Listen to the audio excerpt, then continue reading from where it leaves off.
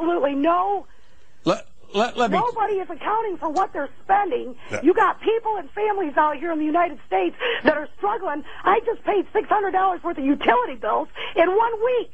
Yes. All right? I haven't got enough money to feed my family, but I make too much to give food stamps. I don't even make $10 an hour. Right. Now, if you took that money and subdivided it between the taxpayers in this country, we would stimulate the economy. You know why? Because we'd go out and pay off bills, pay off tax debts, create jobs, and buy stuff that we need. Caller. That's how you stimulate the economy. I'll take my answer off the phone. Thank you. Appreciate it. From okay.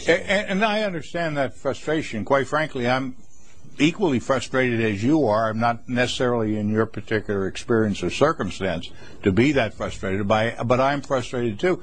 But it's because of the misconceptions out there that things were done that are misunderstood. We did not give the $700 billion for the purpose of lending money. That was never in the program. It was misconstrued initially and put together with the suggestion by the Secretary of Treasury that we would be buying what we called dirty assets, defective mortgages and securities that were held in these banks, that the government would find a way to create a market, buy them in, take them off the balance sheets of the banks so that the banks could continue to function normally. Did you support that? I supported that, but also part of the bill, we gave the jurisdiction and authority to the Secretary of Treasury to make investments in banks. He had very wide authority because, quite frankly, we're not the experts on the Hill as to how to solve this problem, and the problem is a multifaceted problem, so we gave great flexibility to the Secretary of Treasury to act. So what would you say, though, then, to somebody who says Paul Kanjorski is supporting Wall Street but not Main Street with this latest $825 billion package now moving through the House? They are right to this extent. Why did we do that? We did that because the Secretary... Look, I was there when the Secretary and the Chairman of the Federal Reserve came those days and talked with members of Congress about what was going on. It was about September 15th. Here's the facts, and we don't even talk about these things. On Thursday at about 11 o'clock in the morning, the Federal Reserve noticed a tremendous drawdown of money market accounts in the United States to the tune of $550 billion was being drawn out in a matter of an hour or two. The Treasury opened up its window to help. They pumped $105 billion in the system and quickly realized that they could not stem the tide. We were having an electronic run on the banks.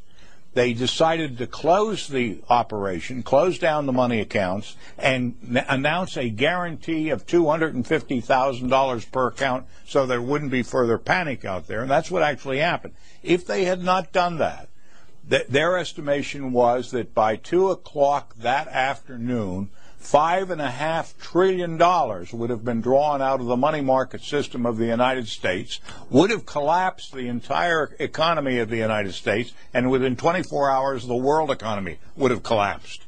Now, we talked at that time about what would happen if that happened. It would have been the end of our economic system and our political system as we know it. And that's why, when they made the point, we've got to act and do things quickly, we did. Now, Secretary Paulson said, let's buy out these subprime mortgages. That's what he came to Congress. But he said, give us latitude and large authority to do many things as we decide necessary. And give us $700 billion to do that. Shortly after we enacted our bill with those very broad powers, the UK came out and said, no, we don't have enough money to buy toxic assets. Instead, we're going to put our money into banks so that their equity grows and they're not bankrupt. And so the UK started that process, and that's true. It was much cheaper to put more money in banks as equity investments than to start buying their bad assets, because it became early determined that we'd probably have to spend $3 or $4 trillion of taxpayers' money to buy these bad assets. And we only had $700 billion. So Paulson made a complete switch, went in and started putting money in buying securities and reinvesting in the banks in the United States. Why? Because if you don't have a banking system, you don't have an economy. And although we did that, it wasn't enough money, and as fast as we did that, the economy has been falling. And the reason last week, we're really no better off today than we were 3 months ago, because we've had a decrease in the equity positions of bank because other assets are going sour by the moment. Now, we've got to make some decisions. Do we pour more money in? To what extent that money goes in? I myself think we ought to take the time, analyze where we are, have the people understand. When you listen to a lady that just got off the telephone, she is near panic, and she doesn't think her government's acting properly or acting in her behalf. I think it's important that we start informing that lady as to what really were the facts, what happened, and get input from her.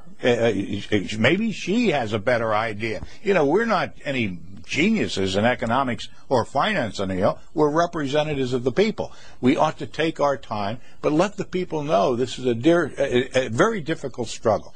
Somebody threw us in the middle of the Atlantic Ocean without a life raft, and we're trying to determine what's the closest shore and whether there's any chance in the world to swim that far. We don't know.